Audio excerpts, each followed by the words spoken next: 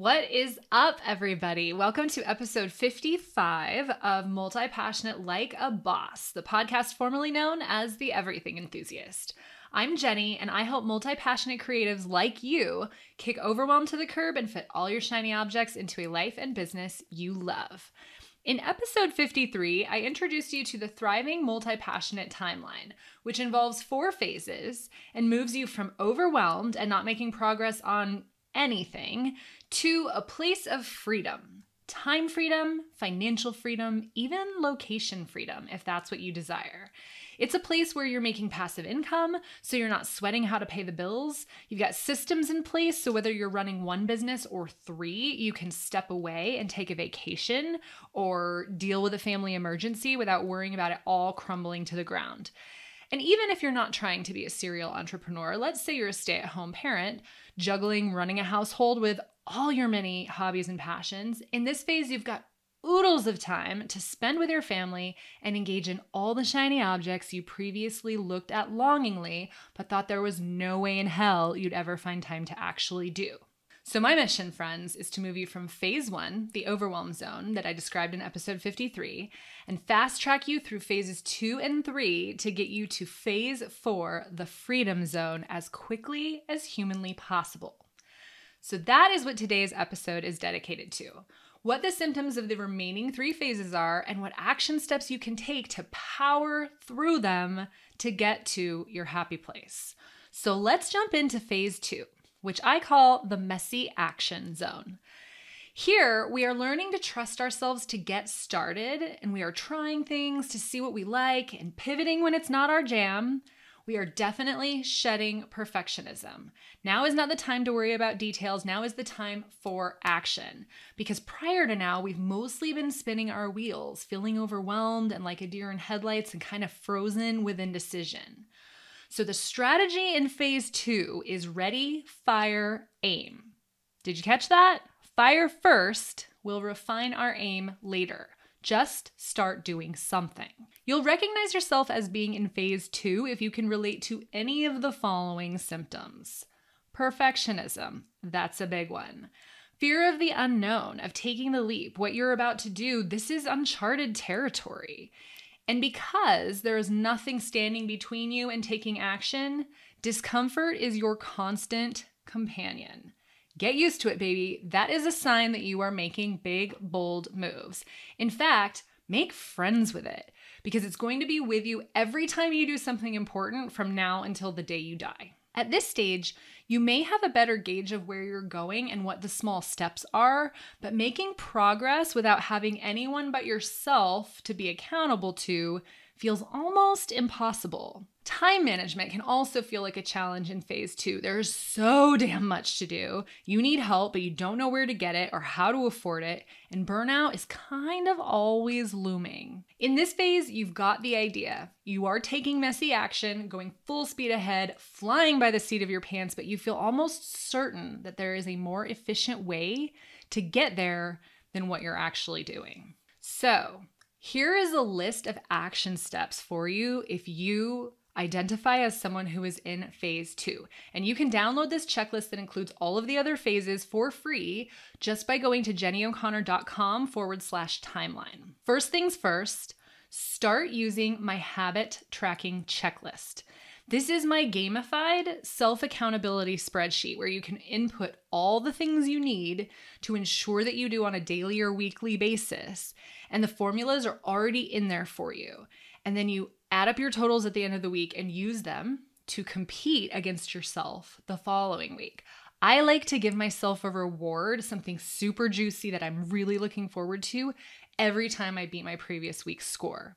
You can download that for free at jennyo'connor.com/habit tracker, no space in between. Habit tracker, all one word. The next thing you should do is start time tracking so you can reclaim and better manage your time. If you prefer to listen to content, then check out episode 36 of the podcast, Time Management for People with Squirrel Brains. That's jennyo'connor.com/episode 36. If, on the other hand, you want to read about my favorite time management hacks and have a spare 7 minutes, you can check out my article, Time Management for Busy Creatives, and I will drop the link for that in the show notes. It will also be included in the downloadable checklist. The next step, right now, today, I want you to start creating an SOP, which stands for Standard Operating Procedures.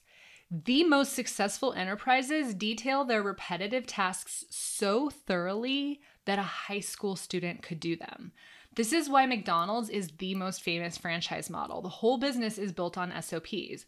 Nobody ever has to reinvent the wheel or really even use their brains at all. No one is making decisions. They are just following well-explained directives on repeat.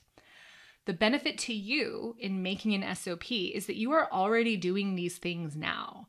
So one time, you have to do it more slowly and write down every single step with a full explanation of what it is that you're doing.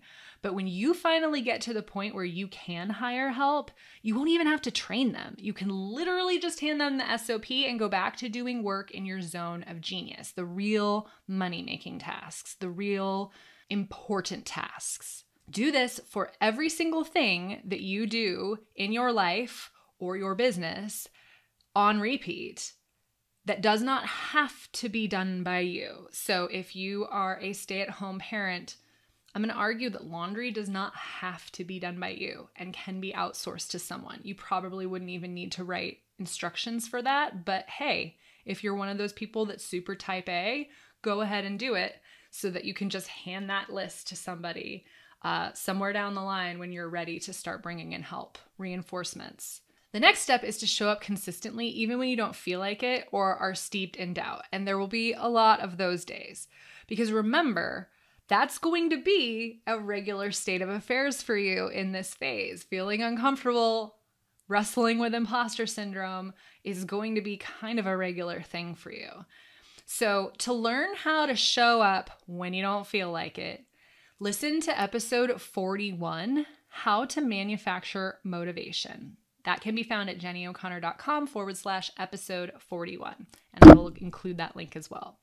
The messy action phase is the ideation phase. You might be thinking about some products or programs that you want to create. Maybe you're toying with starting a newsletter or a podcast. And while I definitely want you to do something, this is the do something phase, I also want you to be discerning and not chase after every squirrel that crosses your multi-passionate path. For example, did you know that you should sell a course well before you ever create it? True story. Backwards as it sounds, you need to validate that the market wants your idea before you go to the trouble of building it. There are lots of ways to do market research, and I deep dive into these inside the Multi-Passionate Master Plan course that I offer. I'll drop a link to that in the show notes in case you want to sign up for the waitlist and get 40% off when I open the doors to that in June. But meantime, if you just want to learn how to be more discerning of your 1,000,001 ideas so you know which to pursue now and which to back burner, I invite you to listen to episode 50. It is a 10-minute tip episode, short and sweet, called Vetting New Ideas. And it's a framework that you can use over and over again to save yourself a lot of wasted time and effort. Okay, next, now that you've vetted your ideas, you're going to run a beta test and start developing something to sell. Concurrently, you're going to want to start growing your email list with a lead magnet or two. I'll create an episode about this because I know figuring out what I should create as a lead magnet was a huge challenge for me when I started. If you need ideas, you can always head over to the resources page of my website, jennyo'connor.com/resources, and that should help you get the creative juices flowing. I've been at it for a while, so I actually have several lead magnets, a focus toolbox, a 21-day challenge, a couple quizzes, some journal prompts, some downloadable affirmations. Hell, even the checklist for this episode is a lead magnet. The goal is to make something that people want badly enough that they are willing to exchange their email address for it. But it's not always easy to figure out what that is. So don't you worry, an episode about this will be forthcoming in the very near future. Last but not least, if you are in phase 2, this is the ideal time to join the Achievers Academy, which is my monthly membership where you will work alongside other multi-passionates to make real progress on your big, scary goals. We hold each other accountable with accountability buddies and group meetings, and we cheer each other on when the going gets tough, because like I said, it will. You get weekly co-working sessions, monthly live trainings on productivity and time management strategies, hot seat coaching, meet and greets, talent swaps. Like if there's something that you are really good at that somebody else needs and there's something that they're really good at that you need, you can barter with them. And I'm going to award prizes for the people who make the most progress every single quarter. A membership like this is how I went from just talking about writing a novel for like actual decades to being 52,000 words into writing one. So if you want the identity of somebody who does the hard things, who brings the dreams in your heart to life, finally, this may very well be the next step in your journey. To sign up for this, you can head on over to jennyo'connor.com/achievers. So that, my friends, brings us to phase 3, which I call the embodiment zone. Here's where you're starting to hit your stride, get your groove on, really beginning to feel aligned with your purpose. You are taking aligned action. Things are clicking and you are confident that you are on the right path. As a multi-passionate, it's so easy to feel like we're not on the right path. So you will know you're in phase 3 when you're like, yeah, the next step is clear. I know what I'm doing. This feels right inside my body. So in this phase, the strategy is to create an umbrella identity that encompasses all your many parts. Now, you might think it's a little bit late in the game to be thinking about branding, so let me tell you a little story about this. Last year, I was in a coaching program with probably 70 ambitious entrepreneurs or aspiring entrepreneurs. The majority wanted to be coaches in some form. A few people were involved in multi-level marketing or had products they were selling. But anyway, we started the program getting really clear on who our client avatar was. So who our ideal client that we wanted to help was and how we would be able to help them. And we went over this messaging and refined it dozens of times. And each time we'd put the new iteration of our messaging into the Facebook group and say, hey, what do you guys think of this? And then like get feedback and then go back and work on it again. And we did this over and over and over again. And I was extremely active in the group and I became intimately aware of each person, who they served, how they did it, what their methodologies were, because we went through this process together for multiple weeks. So a few weeks later, we all decided to launch together. So everyone put together a prototype for a course. And as I said before, you want to sell the course before you build it. So we were selling the idea to see if we had proof of concept. And a lot of people in the group launched and got crickets. No takers, no interest whatsoever. And they were super discouraged, naturally. But that might have happened for a variety of reasons. A small audience, for one. If you're using social media and not running paid ads, conversion rates can be like 1%.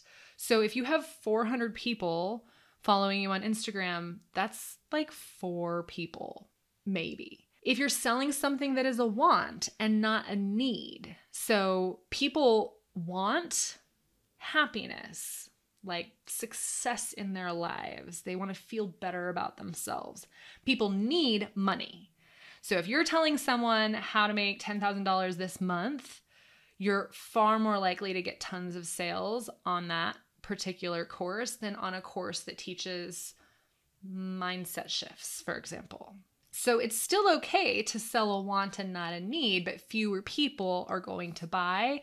And they will only buy if you nail your messaging. If you're selling a want and not a need, you have to be on point with the words that you're using to speak to your exact client. So in some of the cases of these people in my coaching group, their messaging wasn't right, even though the product was great. And in other cases, maybe the product wasn't great. The point being, there were a lot of factors to consider for all of these women who, weren't able to fill seats at their free webinar that then funneled into their program, or the folks who even just tried to do market research and just were met with utter silence on social from their followers. But what happened was really interesting. I saw this mass exodus amongst these business people where they just like utterly jumped ship from what they had started out with the intention to do at the beginning of the program. And some of them ended up changing directions so drastically that I was like wildly confused. I mean, we're talking about someone going from being a sobriety coach who had a unique way of helping people adopt sobriety into their lives that was not as, religious as Alcoholics Anonymous has a tendency to be. It was more of a, atheistic or spiritual approach rather than the way AA handles that situation. She went from being a sobriety coach to a relationship coach, which I didn't understand. There was someone who was a personal trainer who trained people virtually, who switched to becoming, I guess, something that's like a sex therapist. I'm still not really sure what it is that she's doing because I think that they're not really sure what it is that they're doing. And listen, this is not meant to be judgmental. We are multi-passionates, and I don't know about you, but I have changed my mind hundreds upon hundreds of times. This is simply meant to illustrate that when you're starting, which is, I believe, where a lot of these women were when they came into the program, they maybe hadn't even started a business yet. They just had an idea for one. You might not yet know where you're going to shine. We have to try things to know if they're the right things for us. We have to find out if they will keep us inspired in the long term or if we're going to get bored and not want to do it anymore. But I tell my clients all the time, don't choose something that will give you imposter syndrome. So here's what I mean by that. Several of the people in this program wanted to be fitness coaches, but then they felt really guilty when they fell off the wagon themselves and went weeks without working out and ate fast food because they have kids and their lives were busy. It happens to the best of us, but that's likely to give you a raging case of imposter syndrome if you consider yourself like a personal training coach. So maybe that's not the right thing for you to choose to create courses about.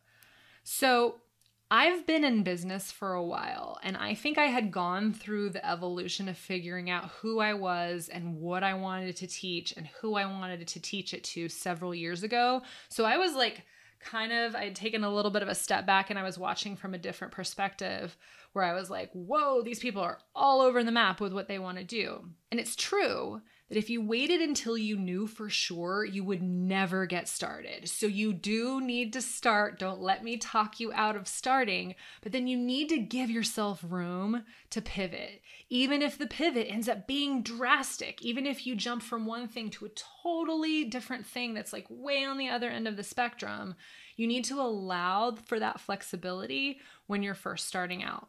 So that is the reason why, as much as you want to, believe me, you're just starting and you're like, I want to DIY my website.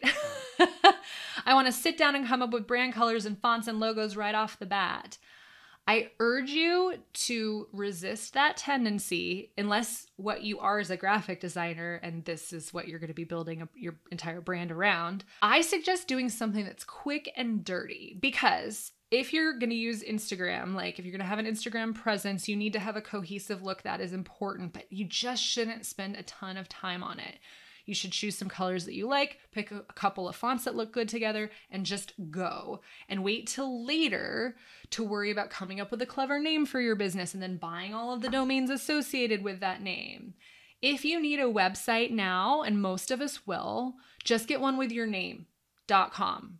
Ideally .com if that's available. If it's not, put a hyphen in your name and still get the .com. If you must get a .net, that's fine. But try not to stray too far away from the norm on this one. People will just always assume it's a .com and may get lost. It's not that the others are bad. It's just that our brains, they'll hear the name and they won't hear the .whatever, and then they'll go home and type .com and not be able to find you and maybe never make it to your website in the first place. So yourname.com or some iteration of your name.com ideally. The bottom line is get started with something uber simple and wait to create a cohesive brand identity until you are a significant ways into your business process, because by then you will have solidified who you are here to serve and what it is that you are teaching. So that is the reason I recommend spending time working on what you want to present as a cohesive umbrella under which all your multiple passions will live, especially the ones that you're trying to monetize. I want you to wait until you've been doing it for a while. So for me, that was 2 years into my business before I sat down and asked, like, how do I make all of this go together? Because I just started out willy-nilly. I had a self-development blog, and then I started the podcast, and the colors didn't match, and I was putting them all on Instagram. And then I realized I needed to take my spiritual / witchy stuff off of my Instagram account and put it somewhere else, because it was too many things and it was confusing. And so making all of those pieces fit together in a way that looked nice and didn't make me crazy and wouldn't be too confusing, and where people could get from one website or one part of my website to another in a fairly straightforward manner, had to come once I had a solid idea of where I was actually going. So that is why I think you should wait until the embodiment phase. That's literally why I called it the embodiment phase, before you concern yourself with an intense deep dive into your branding. So in this phase, the symptoms are, and they're going to sound less and less like symptoms and more like tiny triumphs.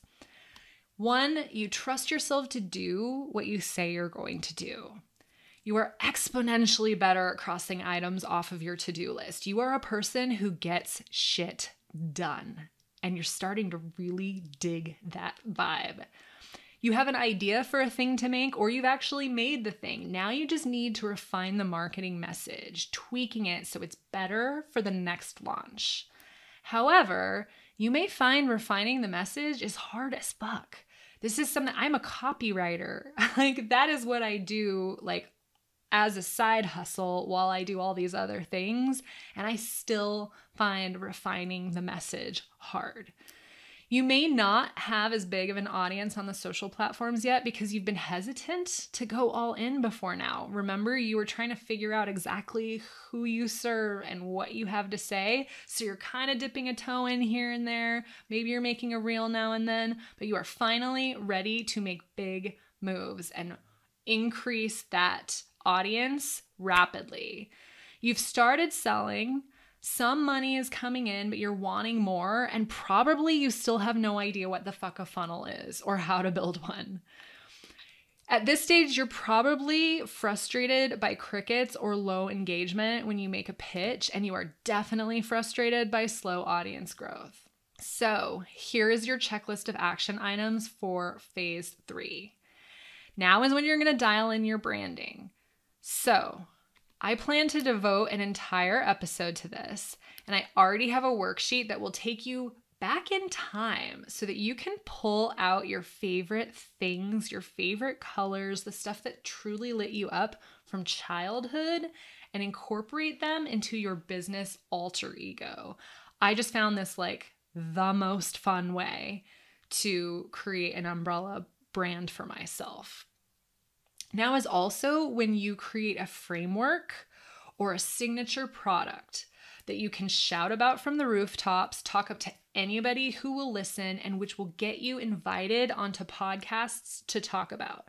So in the beginning, you might be curating other people's information, kind of regurgitating the things that you've learned up to this point, and that's fine. Everyone has to start somewhere. But at this point, you have something that is uniquely yours, your method, your signature product, your framework that has an acronym that's absolutely amazing and changes lives.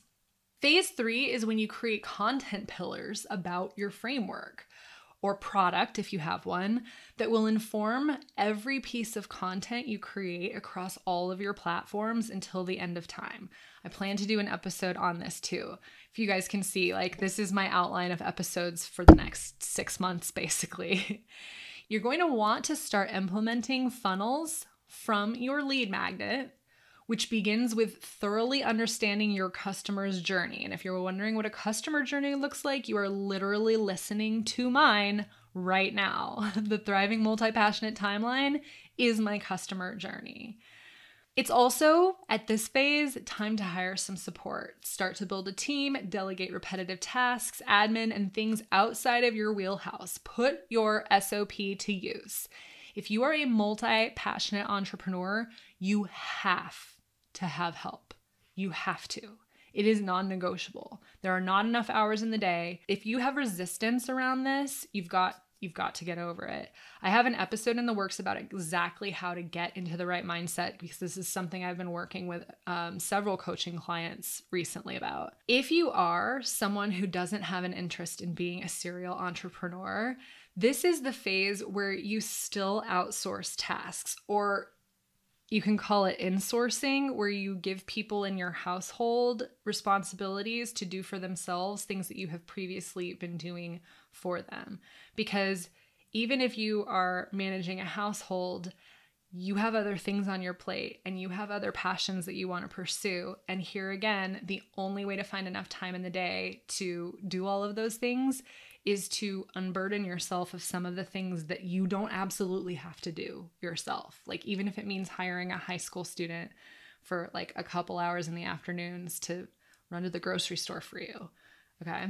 If you have not yet done so, you need to get involved in affiliate programs. This is a way to network with other people that you respect in your space, to expand your reach and theirs, and to start creating a passive income for yourself. Affiliate income is like money you make in your sleep. Also, in this phase, if you have not yet done so, it is time to get fucking visible.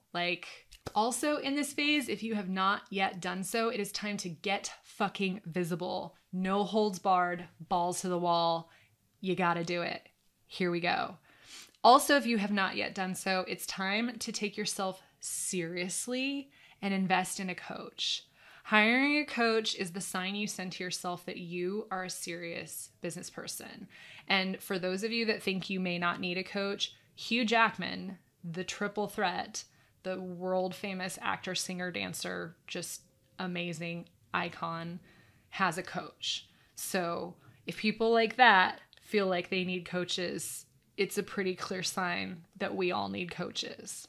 So that brings me to phase 4, the freedom zone. This is where we all want to be, where I want you to be ASAP, right? So the symptoms of this phase, or the triumphs as it were, are that your content flow is steady. Your social media marketing systems are in place. Collaboration opportunities are starting to pop up everywhere you look. Like, people are coming out of the woodworks because they want to be associated with you and your brand. You have steadily increasing income from your offer or offers. You have a clearly defined client journey and funnels to go along with it. You are actually having a ton of fun in this phase, and your business and your brand feel dialed in.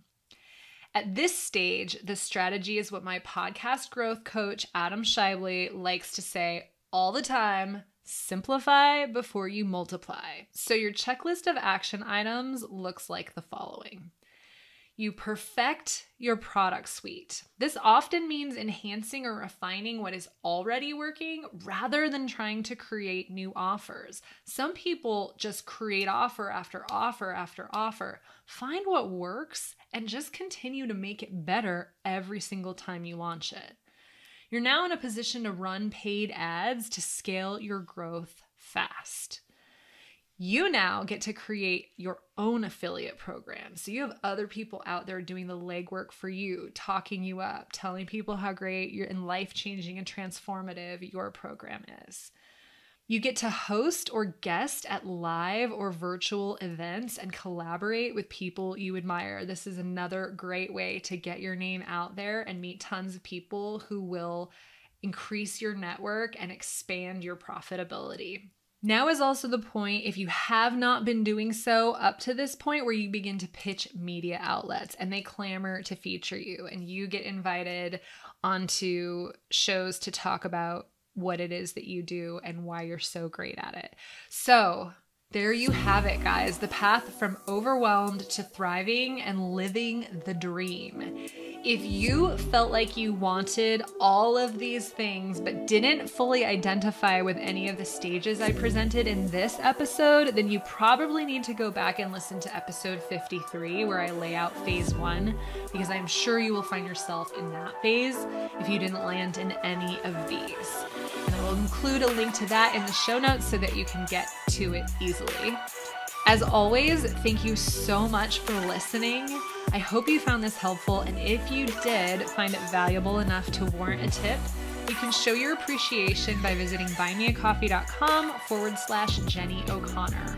Or you can support the show by rating and reviewing it. In fact, for 2 more weeks, I'm continuing to run my contest where if you rate and review the show, screenshot that review and share it to social and tag me at Your Creative Fairy Godmother, you will be entered to win a tank top or t-shirt with my all-time favorite motto that I say all of the time on it: multi-passionate, useful as fuck in a zombie apocalypse. Note, it's AF on the shirt, so I don't actually write as fuck in case you don't want to walk around wearing obscenities on your chest. You won't have to.